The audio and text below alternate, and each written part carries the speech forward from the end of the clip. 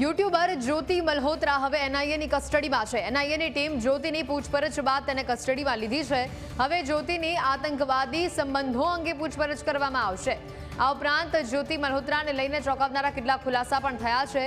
ભારત વિરુદ્ધ પાકિસ્તાન અને ચીન જેવા દુશ્મન દેશોની આ નવી ચાલ અહીંયા સામે આવી રહી છે। સોશિયલ મીડિયાથી પ્રોપેગેન્ડા સેટ કરવાનું આ ષડયંત્ર છે। જ્યોતિએ પાકિસ્તાનની અનેક વખત મુલાકાત કરી છે। જ્યોતિએ ચીનનો પ્રવાસ પણ કર્યો હતો। જ્યોતિની ટ્રાવેલ ડિટેલ્સ અને નાણાકીય વ્યવહારોની તપાસ પણ ચાલુ કરી દેવામાં આવી છે। પીઆઈઓ એટલે કે પાકિસ્તાન ઇન્ટેલિજન્સ ઓપરેટિવની નવી મોડસ ઓપરેન્ડરી આ સામે આવી છે। પીઆઈઓ ભારતના સોશિયલ ઇન્ફ્લુએન્સરનો સંપર્ક કરી રહ્યા છે। રૂપિયાની લાલચ આપીને એક નેરેટિવ સેટ કરવાનો આ પ્રયાસ કરવામાં આવી રહ્યો છે। પહલગામ હુમલા પહેલા જ્યોતિ પાકિસ્તાન ગઈ હતી। જ્યોતિના ડિજિટલ ડિવાઇસની ફોરેન્સિક તપાસ પણ કરવામાં આવશે। જ્યોતિ મલ્હોત્રાની સંડોવણી પછી પોલીસની ઇન્ફ્લુએન્સરને ચેતવણી સામે આવી છે। ઇન્ફ્લુએન્સરને નાની લગતી માહિતી દુશ્મન માટે ઘણી જ મોટી કડી બની શકે છે।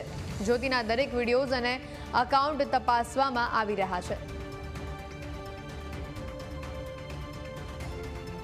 जो मोडस ऑपरेंडी जो एमओ हमें पता चला है कि जो पीआईओज हैं वो कुछ सोशल मीडिया इन्फ्लुएंसर्स को रिक्रूट करने की कोशिश कर रहे हैं और जहाँ पे वो अपने soft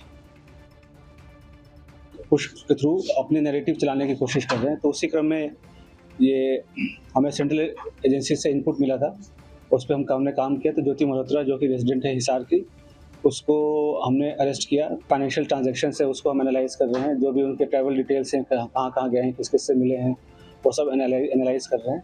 we are in touch with central agencies और उनके कोऑर्डिनेशन के साथ हम इसको काफ़ी गंभीरता से इसकी हम अनुसंधान कर रहे हैं। डायरेक्ट एक्सेस नहीं था उसके पास किसी मिलिट्री या डिफेंस के इन्फॉर्मेशन को लेकर जो हम इस स्टेज पे कहें कि उसने उसको दिया है। But definitely she was in touch with पीआईओज और यहाँ के जो कुछ और भी जो अभी उसके हमने लैपटॉप और मोबाइल जो है वो हम उसको अभी सीज करने की कोशिश कर रहे हैं कहाँ पे है। वंस वी सीज इट और उसका हम फोरेंसिक एनालिसिस करेंगे तो उससे भी काफ़ी सारी चीज़ें क्लियर होंगी कि क्या क्या इन्फॉर्मेशन उन्होंने एक्सचेंज की है। साइबर एंड जो फाइनेंशियल एक्सपर्ट्स हैं जो भी इन्वेस्टिगेशन के ऑल ऑफ मल्टीपल टीम्स लगे हुए हैं। फिर एनालाइजिंग एवरीथिंग जो भी उनके फाइनेंशियल ट्रांजेक्शन्स हैं, ट्रैवल डिटेल्स हैं और जो क्योंकि जो उसके ट्रैवल डिटेल्स है दैट डिफाइज उसके जो नॉन सोर्स ऑफ इनकम है उससे ज़्यादा है, तो वो कहाँ से उसके फंडिंग हो रही है नहीं, अभी तक हमारे पास इसका एविडेंस नहीं है कि क्या इसके पास पास ऑन तो कोई तब करेगा जब उनके पास इन्फॉर्मेशन होगी, राइट। तो ऐसा कोई डायरेक्ट अभी तक लिंक इस्टेब्लिश नहीं हुआ है कि ये जैसे कि सोशल मीडिया पे काफ़ी कुछ मैं देख रहा हूँ, काफ़ी चैटर चल रहा है। तो मेरा प्रेस कॉन्फ्रेंस करने का भी मेन उद्देश्य यही था कि जितना ऑफिशियल ब्रीफिंग में माना जाए, बताया जाए उसे ही माना जाए, उसके अलावा जो र्यूमर्स है उसको डिस्पेस करने के लिए। तो अभी तक कोई डायरेक्ट इनके पास ऐसा एक्सेस नहीं था किसी की सेंसिटिव इन्फॉर्मेशन को लेकर। बट हिसार डेफिनेटली एक स्ट्रेटेजिक लोकेशन है और यहाँ पे टच में रहना पीआईओ ये बिल्कुल क्या कहते हैं खतरे की घंटी बजने वाली है। और जैसे मैंने बताया कि कोई भी इन्फॉर्मेशन जो शेयर किया हो छोटी या बड़ी ड्यूरिंग द कॉन्फ्लिक्ट, मतलब उनको छोटी लगती हो या हमें छोटी लगती हो, बट एक्चुअली होता नहीं है। तो सभी एंगल से इसकी हम जांच कर रहे हैं। तो आप लोग के माध्यम से मैं जो आज के जो यंग जनरेशन है उनसे मैं रिक्वेस्ट भी करूँगा कि आप लोग जो है काफ़ी सावधानीपूर्वक लोगों से सोशल मीडिया पे इंटरेक्ट करें और ऐसी कोई भी चीज़ें जो देश विरोधी हो, चाहे देश के सिक्योरिटी को जो खतरा हो सके, तो ऐसा कोई कदम न उठाएं जिससे कि ऐसी कोई नौबत आए। तो it is a very learning experience for all the younger generation. जैसे बताया कि लोगों को पता नहीं होता कि कब वो किस गलत राह पे चल पड़ते हैं, क्या उसका असल एम क्या है, उसका रिप्रिकॉशन क्या है और लोग कैसे उनको यूज़ मिस यूज़ कर रहे हैं।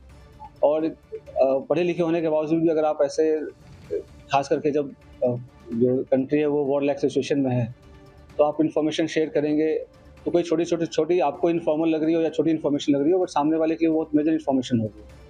तो इस हिसाब से उनको शेयर नहीं करना चाहिए। सोशल गैदरिंग वगैरह में भी जाना होता था। तो जैसे मैंने बताया कि मॉडर्न वॉरफेयर में बस हम उस पर बॉर्डर पर नहीं लड़ते, तो ये भी एक वॉरफेयर है जहाँ पे वो रिक्रूट करके और इन्फ्लुएंसर से अपनी नैरेटिव पुश करने की कोशिश करना और यहाँ के जो सॉफ्ट पावर को के थ्रू यहाँ पे अपने इमेज को सो कॉल्ड डिस्टॉर्ट करना, ये सब सारी चीज़ें कोशिश चल रही थी। फ्रंट में जो है वो ट्रैवल ब्लॉगिंग कर रही थी, घूमती थी और वो